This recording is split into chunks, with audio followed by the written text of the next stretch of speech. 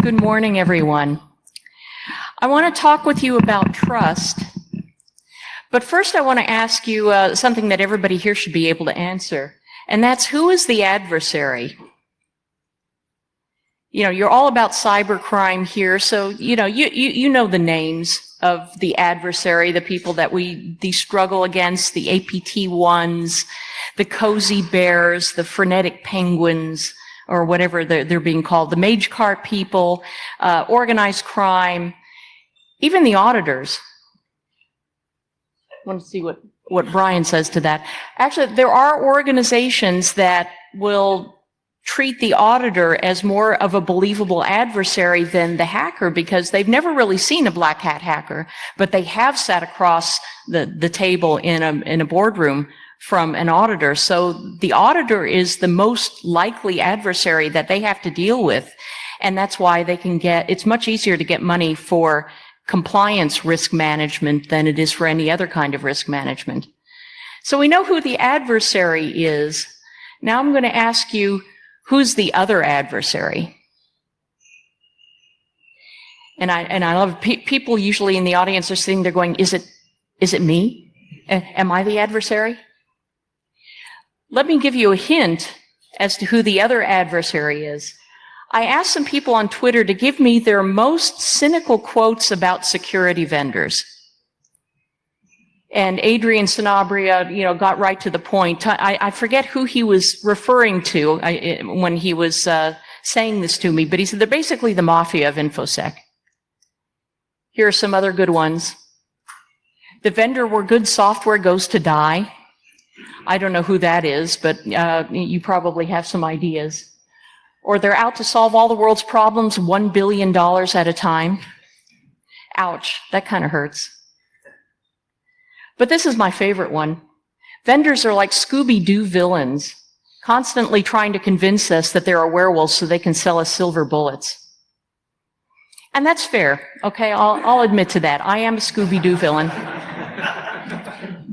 It was old lady Nather the whole time.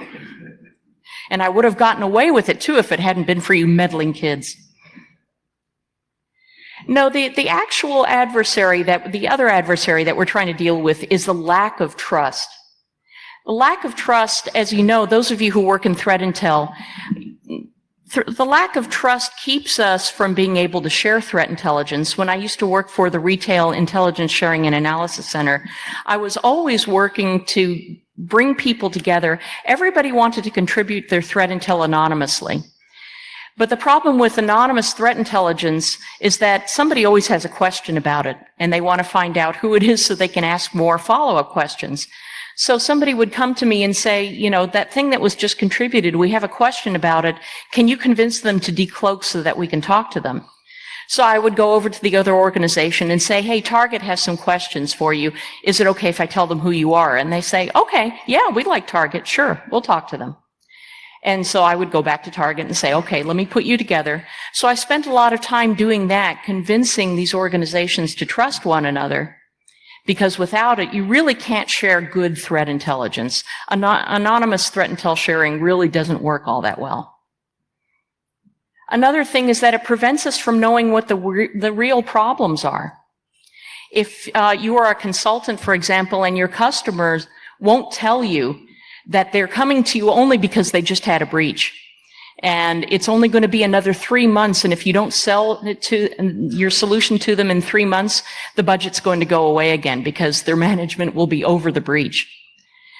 They have to be able to tell you where the real problems are, and they won't do that if they don't trust you. It also prevents us from working together to solve these problems. And this is a particular problem in the security industry because we are always taking pot shots at one another.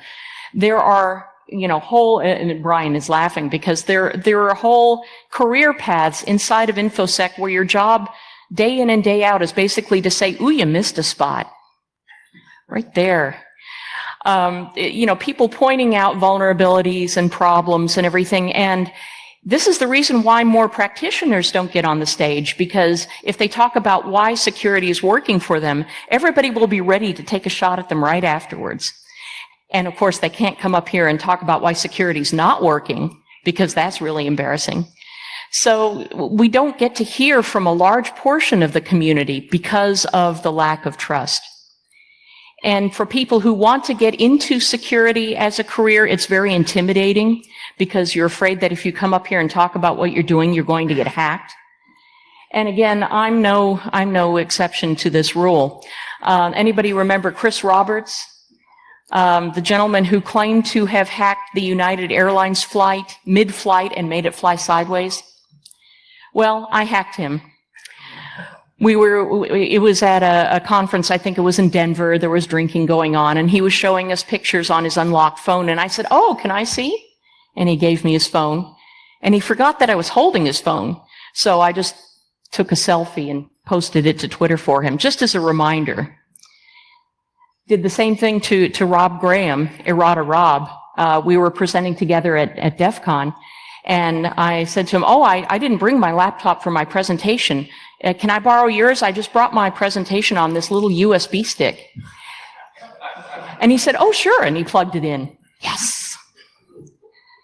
So, this can happen to anybody because nobody sees the middle-aged former state bureaucrat and mother of two coming. I am not in your threat model. So, as long as we're doing this to one another, we don't have the trust that we need to be able to solve these problems together. And before I go any further, talking about trust, as soon as I say the word trust, somebody inevitably says blockchain. Please don't say blockchain. Any blockchain fans in the audience? I'm sorry, you can fight me later. But blockchain is not the answer to all of our trust issues, and I'll talk about why. Are you disappointed, Brian? Yeah. Yeah, bitterly disappointed. Don't say blockchain. But what do we need to earn trust? Well, one thing that we don't talk enough about is trustworthy user interface design. Here's an example of what not to do. I don't know if you can see this yellow circle here. This is a mobile phone banner ad. And inside the yellow circle is a little, did I just shake the thing there? It was the projector. Wow, that's cool. Wow. Oh, there we go. Inside of this little yellow circle is a smudge that is supposed to look like a smudge on your screen. And so what you'll do is you'll try to scrape it off and it'll click on the banner ad and they get the money. Isn't that diabolical? There are more subtle ways to do malicious design, or as they call them, dark patterns. There's a great site called darkpatterns.org where you can see examples of malicious user interface design. There are things like bait and switch, where you think you're signing up for one thing and you end up signing up for the other thing, or you end up with things in your cart that you didn't expect to see there. There's confirm shaming. Everybody has seen that, especially when you're buying plane tickets, where they ask if you want to buy travel insurance. And it says, you have to either accept the travel insurance or deny it. And if you don't want it, it says, "No, I choose not to protect my investment." That's confirm shaming. Or, "Yes, I want to let the orphans starve." Click. The Roach Motel, where, people check in, but they can't check out again. There's a way to manipulate workflows when you're doing something online and you expect to be able to go in a certain order. And if you can't get back out again, you're kind of stuck in the work stream. And then there are trick questions like this one. Do you want to cancel? Yes. Wait, cancel. No, cancel. Which one do I click on to cancel? I'm not sure. These sort of really confusing things are what we have to deal with all the time. Now, some of them are on purpose and some of them aren't. There's the abuse of what we have been conditioned to understand as intuitive user interfaces. For example, the radio buttons that you click on the screen, we're used to the fact that generally, if you choose one radio button and then choose another one, you only get one choice in the list. So if you click on a different radio button, it gets rid of your original choice. That's different than with tick boxes, where you can often choose more than one choice. And as we go through and use these things, we get conditioned to expect things to behave a certain way. but a dark pattern can misuse that expectation.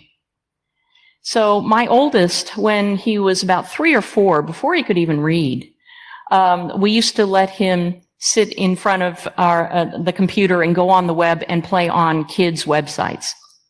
And one day my husband and I came in and we found him sitting in front of the computer, and he was in the middle of downloading and installing a browser plugin. And we thought, my daughter doesn't realize I talk about her brother on stage.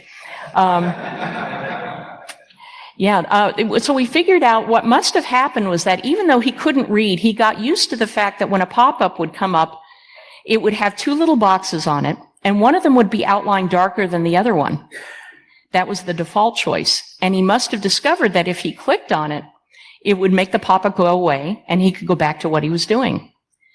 So even at a very young age, our kids are being conditioned through user interface design to expect and to do certain things, to take certain actions. If you color things red in the United States or here, it usually means danger.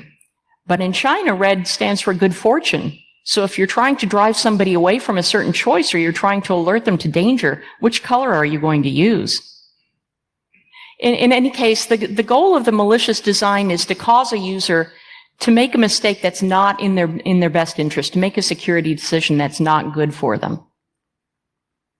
The problem with malicious design is that it's not necessarily extra code. It's not malware. So if you're doing a code review, you might not spot it.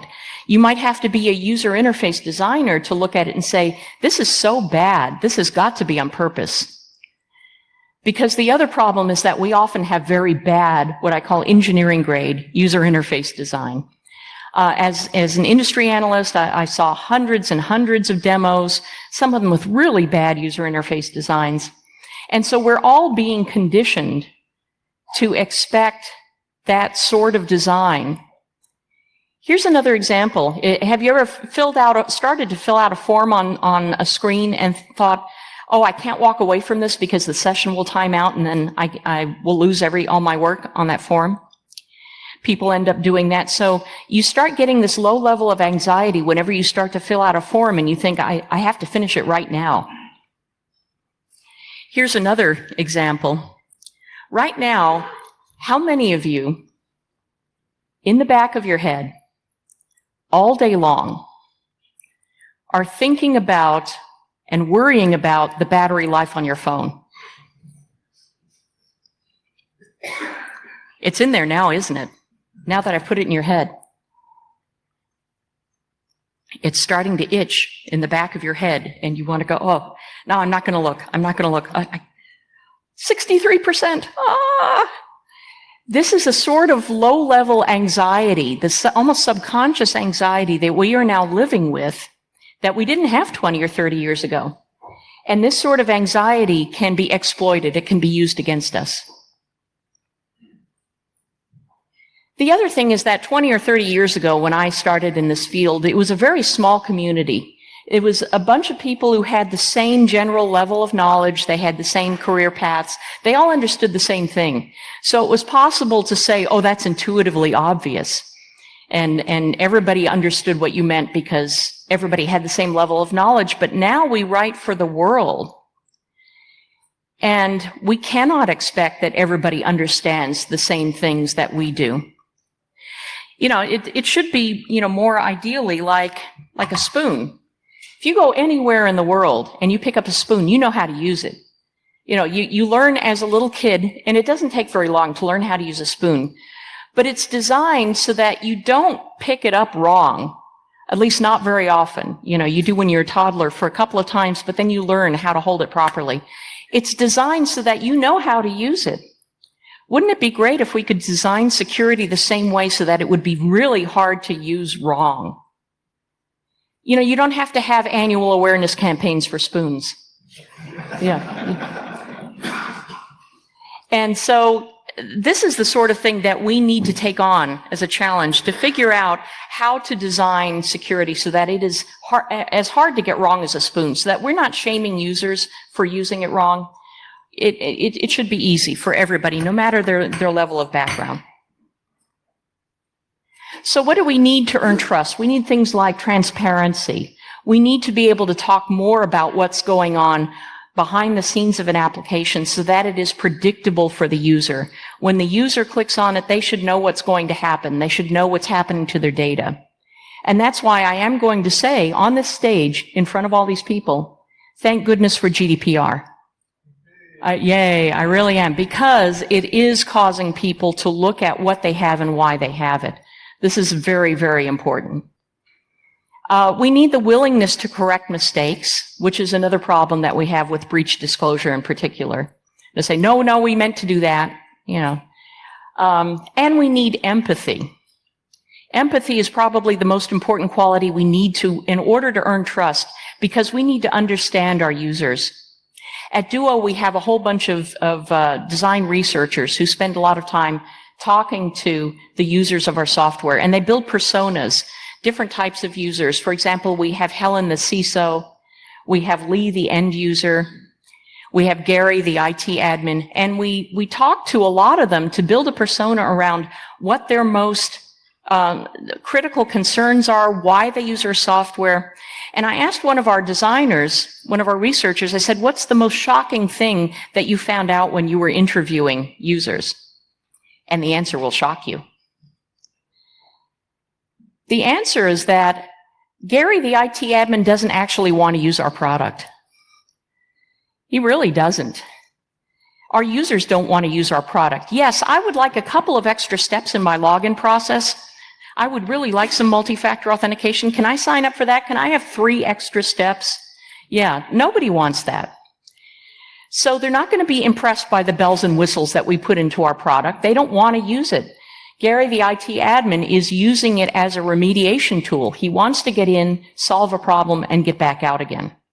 He does not want to spend time admiring everything that we put into it.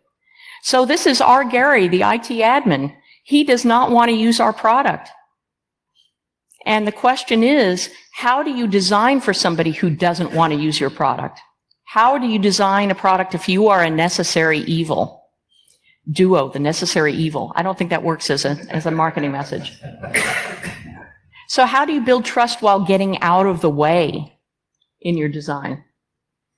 Does everybody know what this is? You've seen this a lot, right? You sit there, you wait for something that's going to be loading. This is actually my brain on jet lag. It's loading. This is also the loading screen for the app Duolingo. I don't know if anybody else uses it, but I use it to study language. Different languages. I've tried to learn Irish. It was very, very hard. You guys are a bunch of smart people. I don't know how do you speak Irish. But they had this loading screen when it's loading the lesson. And they would have some trivia at the bottom, like one of the trivia bits that they have is actually that they claim that there are more Duolingo students of Irish than there are native Irish speakers. I don't know if that's true or not. But anyway, you would just sit there waiting for it to load, and I would be going, yes, yes. And finally, recently, they changed it to a little dancing owl. And I wish I could have gotten the animated GIF, because it's got its little feet going and, its eyes are rolling and little notes are coming out. And I knew exactly why they were doing it. The lesson wasn't loading any faster. But they had empathy that I was going to be bored waiting for this to load. And so they came up with this, and I appreciated it. It was a nice gesture on their part. So we did the same thing with Duo. There was one step in a process that we just could not get any faster. I think there was a third-party integration or something like that. And so what we did was we set up a little animated graphic here to show the user exactly what to do at this point, which is nice because if you only have the words use your security key, who knows what that means? Where is that on the laptop? Did I leave my security key in my pocket? I don't know what the security key is. But this shows you exactly what it is, and it shows you exactly where to tap on it. Because if any of you have used the YubiKey, I don't know if you realize this, but if you have dry skin like I do on my fingers, you don't have the conductivity necessary to activate the key. So I always have to lick my finger and tap the YubiKey to do my second factor of authentication. So just lick and tap. And they don't teach you that in onboarding. Lick your finger and tap. And now I'm going to make sure that nobody ever touches my YubiKey. Ever again. So this sort of thing is how you can build trust, because the user says, yes, I can see that the designer appreciates that, this is hard. We want to give them the information that they need exactly when they need it, but no more than that, and then get out of their way. And making it efficient is what's going to help. Now, what about zero trust?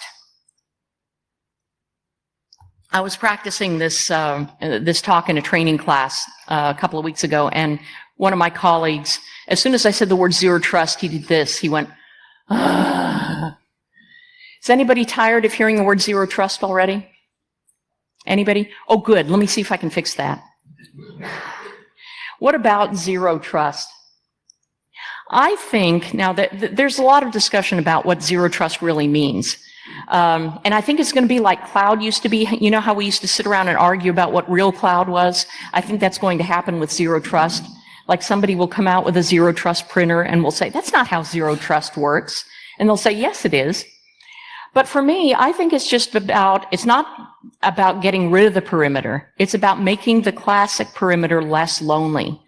Because we've known for a long time that this is not a good model. Having just one perimeter on the network, and once you get in, it's game over. We've seen a lot of examples of how this has failed. There were the nation-state Aurora attacks. There was the Target breach. And by the way, I feel bad about using the Target breach, because after this breach, Target got really good at security. They turned everything around. In fact, they're now a role model for other retailers. They even give tours of their SOC. I've been in there. So it's really not fair to use them anymore. It's just that everybody's heard of the breach. But basically, pretty much any insider can move laterally if you only have an external perimeter and you're not checking anything afterwards. Because pretty much a sufficiently successful attacker looks exactly like an insider. I heard one story about a sysadmin whose credentials were compromised, and the attacker came in from the sysadmin's home machine, which is what you would expect the sysadmin to do, to be working remotely. They came in through the VPN, which again, you would expect the sysadmin to be doing. They went straight to a domain controller. Again, sysadmins do that. The only difference was that the attacker had changed their keyboard to Chinese. That's the only way that they knew that it was an attacker. So this is the sort of thing that you can get caught by if you only have one external perimeter. So how do we address that risk?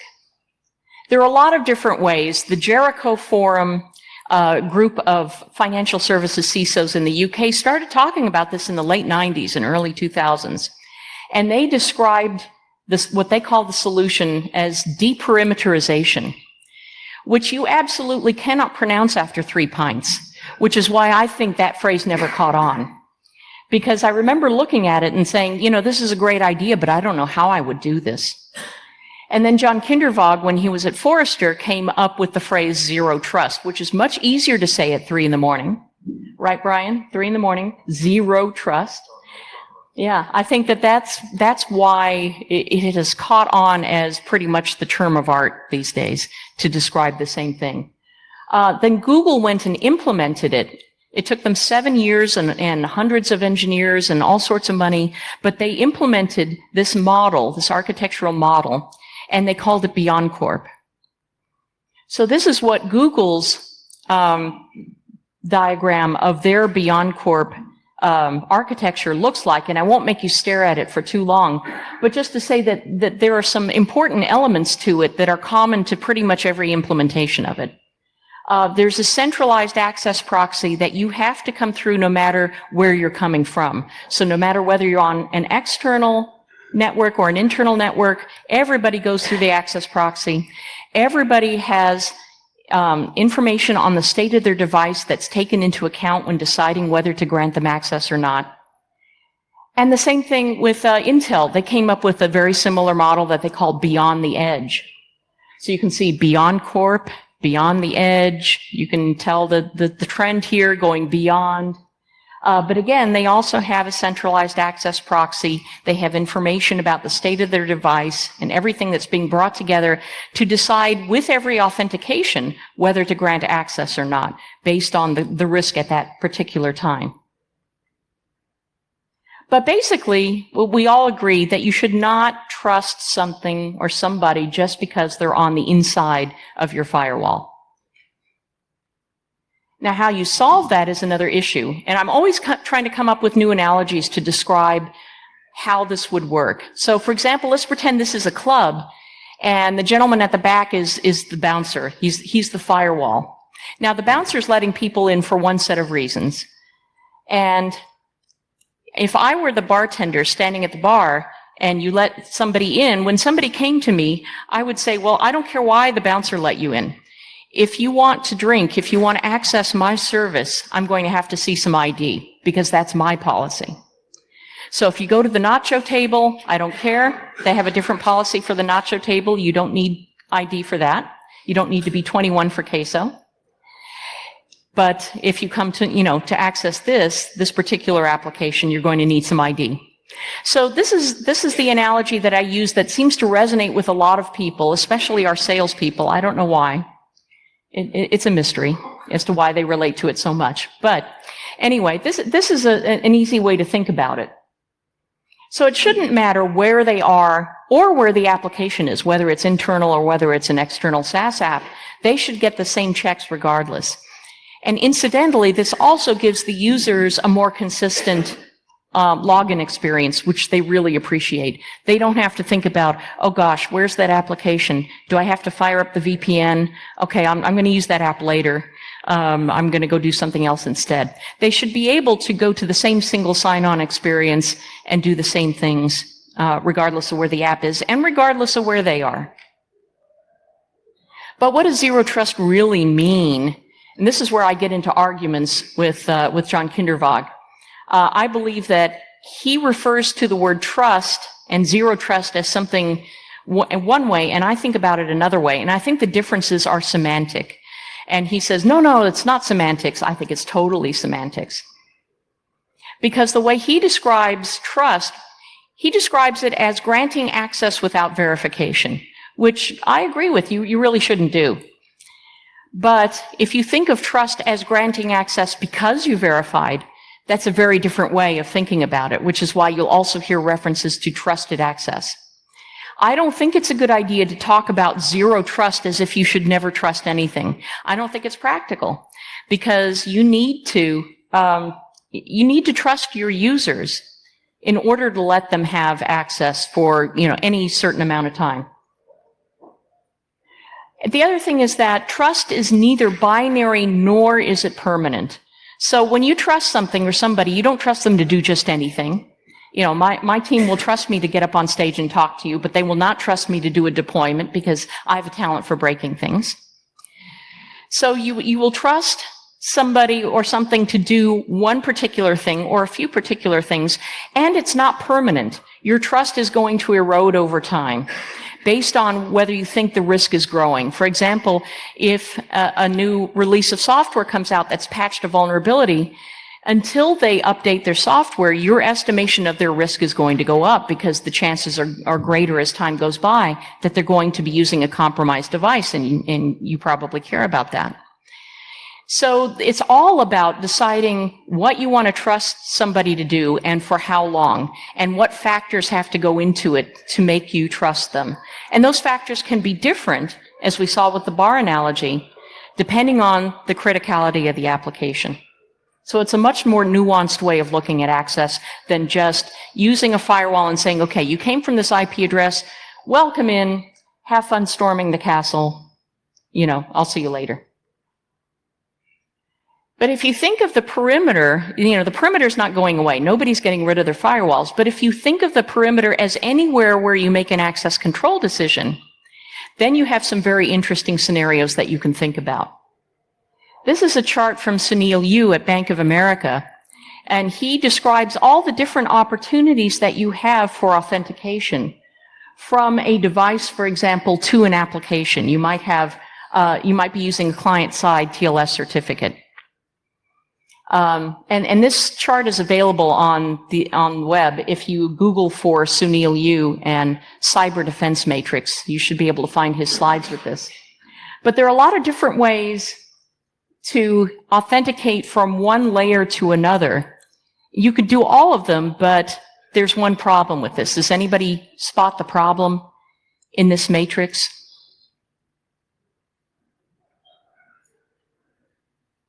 It's those pesky users. If you make them authenticate over and over again, first to their device, then to the app, then to the network, they're going to get very cranky.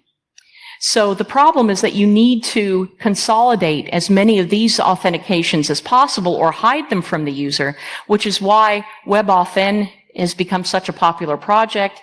Getting rid of passwords is a really popular project. If we can hide a lot of this authentication from the users, they're going to be a lot happier. Now, if it's container to container or system to system, you can authenticate as many times as you want with every request that you want, and they don't care. But it's those users who are going to get very cranky if you make them authenticate too often. That's the problem with zero trust. If you never trust your users, they are never going to use what you build for them. So we can reinforce trust in a lot of ways. First of all, through prevention, through well-understood processes and protection of data. Obviously, we need to have a lot of detection and visibility and monitoring. We need to be able to see what the security state of the devices are that our users are using at any given time and decide whether to grant them access. But the other thing we need to be able to do to earn trust is to correct mistakes. And this is where, I'm sorry, blockchain falls down. If you have something immutable, you cannot correct it. So, and if it's one thing we know about humans is we make mistakes all the time. We need to be able to do corrections in a trustworthy way, in a well-understood way, and we need to be able to do those on a regular basis.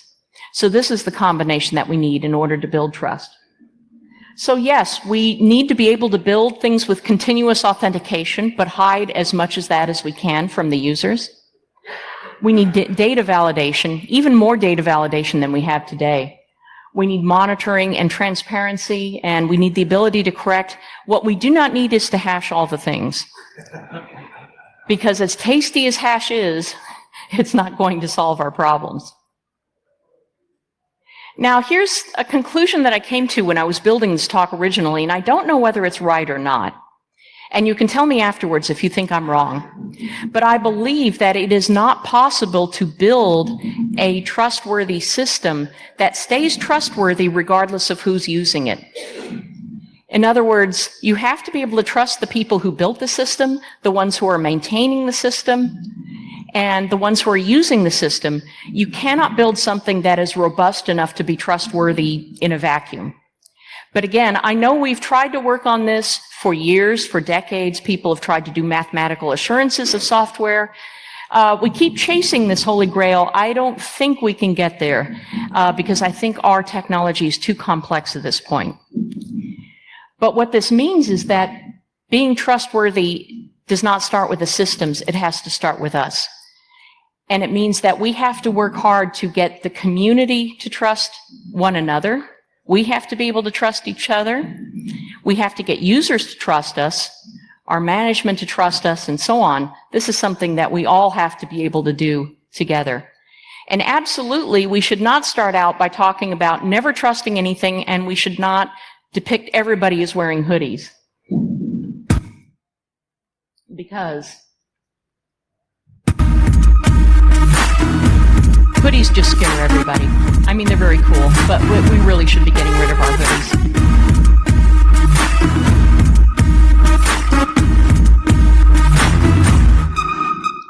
Thank you.